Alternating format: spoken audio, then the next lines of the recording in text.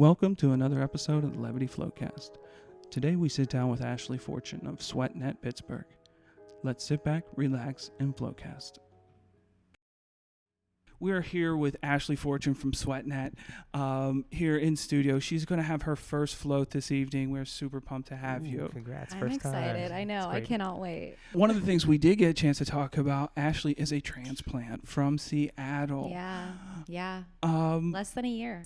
So what, of all places, from Seattle to Pittsburgh, what brought you to Pittsburgh? So you would think it would be a little bit more shocking, but I was so ready to go. Really? I was so ready to go. You know, when you live in a place for so long and you just love it and it's got such a strong place in your heart, and then all of a sudden it just changes. Things shift. And that's what happened there to me. I'm like, this doesn't really feel like my place anymore. And I was a diehard. I was a diehard Seattle girl, you guys. I was I'm never leaving. Pacific Northwest is my place. It's just the most beautiful, cool place. It was a big town, it's a big town city type of feel. And then it just Amazon came in and just was boom. Well, we dodged the bullet here. Then, yeah, you did. We almost got him. I was really don't let it happen to Pittsburgh. So now here in Pittsburgh, closing in on a year, Pittsburgh girl, that's awesome. Yeah. The main drive is owner of SweatNet. Where was the motivation there? Talk to us about how that started. Sure. So just so you guys know, SweatNet, I'm not the founder of SweatNet, but I am the owner of SweatNet Pittsburgh. So I found SweatNet when I was in Seattle. My side hustle is I teach cycling. And so I was kind of already in the fitness world over there, and I found SweatNet Seattle, and I became a member, and we were kind of gearing up for this move. And I was working in the corporate world, and I just my heart was ready to pull out of that somehow. And I found SweatNet, and it was kind of one of those things where you just kind of had to let the universe lead with the opportunity. And I just decided, you know what? I had the support from my partner, and we just decided let's do the SweatNet thing. And so I was starting to build it even before we moved, just really trying to get the word out over here, via social media, and create this excitement and curiosity around it, so that as soon as we got here, it was it's go time. So what's the difference with SweatNet and a typical gym or your typical fitness community? Yeah, so we don't actually we don't have instructors or anything like that work for SweatNet. We are a community-based membership program. So we actually work with wellness businesses and gyms in the community to really create this this platform where people can experience new things and really let what is already here or what is coming shine. Real interesting, especially coming from what many would view as a very progressive, health-oriented place in Seattle to Pittsburgh. Can you talk about how positive or how different it is than what I think people would stereotype as Pittsburgh, how good the wellness community is here in the city? Absolutely. I think there are cities like Seattle, or maybe, San Francisco is a great example, in New York, that are very established in, the fitness community. And, I think Pittsburgh maybe was a little bit, behind as far as what was available. And now I think that people were ready for it. And it just was this perfect timing where the studios were here and the people were wanting it. And I almost felt like we were that middle person that kind of helps to unify it all together. I mean, the 2020 vibe is real. It's so real. How has it affected events and how SweatNet has pivoted?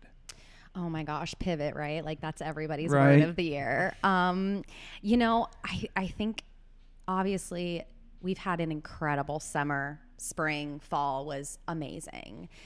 So we were outside, we were outside so much. And we just thrived during the summertime because of that. We did some things inside, taking precautions that, were necessary, but, we just kind of had to go with what we had and make the best of it. And honestly, it worked for us. And I think that, I think it's all about attitude, right? Like for me, like I was like, there was always another wrench that was thrown into everything as I'm trying to like start this business that's literally built on people being together. And I just kind of had to just step back and not let it bring me down. Mm-hmm. Like instead just being like, we're going to make it happen. Whatever we have to do, we're just going to go with the flow. That's a big thing, right? Just making life work on that end. But being realistic, that has to produce a lot of stress. How do you generally manage your stress and just mental health overall?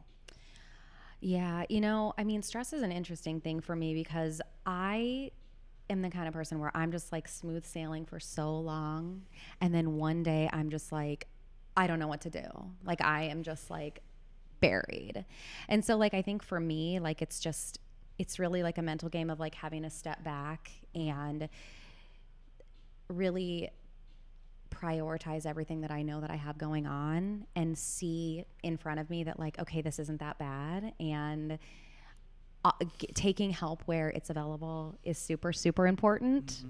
Mm-hmm. I don't know, I think for me, like I'm a fitness, I'm in fitness, like I work out. That's how I manage my fitness, or that's how I manage my stress. Yeah. I mean, I teach spin and I, go to yoga. Right on. And I think that's one of those things of taking the time and taking the break. That's why I think you're really going to love floating. I cannot wait. One question we like to ask guests before we break camp and get you back for your float. 1 to 10, what's your stress level? I would say I'm probably about a 6. Right on. Yeah. I had a feeling you were going to say 6. Really? I don't know. Because, you said like you're usually pretty smooth sailing. Yeah. But also with the climate, you kind of got to be a little bit above a 5. Totally. Yeah, absolutely. Yeah, Sweet. I would say I'm probably about a 6. I used to be a lot more of a stressed out person. But like I think once I hit my 30s, I'm like, it's fine. Anything is manageable. Right on. Right on. All right, folks, tune back in. We are going to get Ashley from SweatNet into her first float, and then we'll check to see how she liked the experience afterwards and catch up. Peace. Welcome back, everybody. We are here after Ashley's first 1-hour float. Yeah. How are you feeling? I feel great. I don't know where I just was or what just happened, but I feel great. Even like coming out, just the minute I walked out of there, I was like, whoa, what was that? As someone who trains regularly and does a lot of physically intensive stuff, how does your body feel in response to having taken all that weight off? It felt actually like I was thinking about that when I was in there. Believe it or not, I was like, I don't know if I feel light or if I feel heavy. Interesting. Yeah, like because I feel like I feel my weight, but I don't at the same time because there's nothing like there's no gravity. I feel it's like you notice kind of how heavy you are, how much you have pushing down on a daily basis, and then you don't have it, so you're like, I feel this, but it's not there. Yeah, it's so weird, but it was awesome. Do you feel like this is something that could benefit people in your line of work and just in general? Oh yeah, absolutely. I think so. I think that, like for me, especially like when I was in there, like the thought process, it was like just very, it was very neutral. Like I feel like there wasn't anything that was, I don't know. It just was a very neutral thought process where there wasn't a lot of judgment. It just was. Really well said. Yeah. Very well said. One thing that you shared about was prioritizing things. Yeah. In that disconnection. Did you have time for that in there? Did you see any comparison with that, with the quiet? I don't know. I feel like I don't know if I was really trying to like not be super, like I just try not to think too much, like I was really trying to focus on my breath. But of course, like unless you're like practiced in meditation, which I really am not. You do yoga though. I do, yeah. But you know, like it's hard. Like even like you have a yoga practice that one day you feel like you're like, I was so in my breath and I was so in my body, and then other times you're like, I could not come out of my head, you know. Yeah. But I definitely felt like I was really able to, even though I wasn't in a full meditative state, like I think I was for me in like, because I have a lot going all the time. Like I am always thinking about everything all at once, but I do feel like it's slowed down a little bit. Right on. As we're transitioning into 2021, where's SweatNet? What's going on?